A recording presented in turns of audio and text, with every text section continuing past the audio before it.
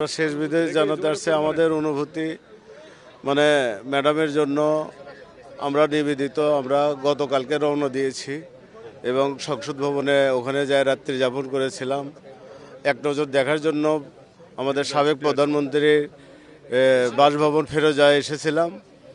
যাই হোক, তারপরেও আল্লাহর কাছে শুক্রিয়া জানাই। আমরা হয়তো তার লাশটা দেখতে পারিনি, কিন্তু তার লাশকে বহন করা গাড়িকে দেখছি। এই যে সাংবাদিক ভাইদের দেখলাম। আমরা ম্যাডামের জন্য দোয়া করি, আল্লাহ ওনাকে বেহেশতেবাসী করুন। আমরা বগুড়া থেকে এসেছি।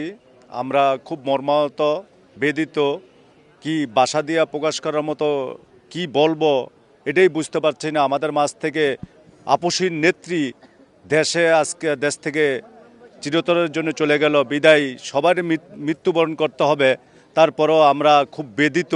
আজকে যেই প্রধানমন্ত্রী, সাবেক 3বারের প্রধানমন্ত্রী, আমাদের মা আজকে দেশ থেকে মানে দুনিয়া থেকে বিদায় নিল। মৃত্যু গ্রহণ করতে হবে সবার, ঠিক আছে, কিন্তু আর যদি কিছুদিন বেঁচে থাকতো উনি কিছু দেখে যেতে পারত। যেই স্বৈরাচার ফেসিস দেশটাকে নষ্ট করে দিয়ে গেছিল, সেই দেশটার যদি একটু দাঁড়া করাই দেওয়া যেত।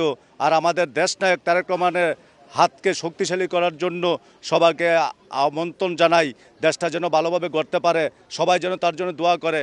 আর এই শোকাহত পরিবারের জন্য সবাই দোয়া করবেন, আল্লাহ যেন তারে ব্যস্ত নসিব করে।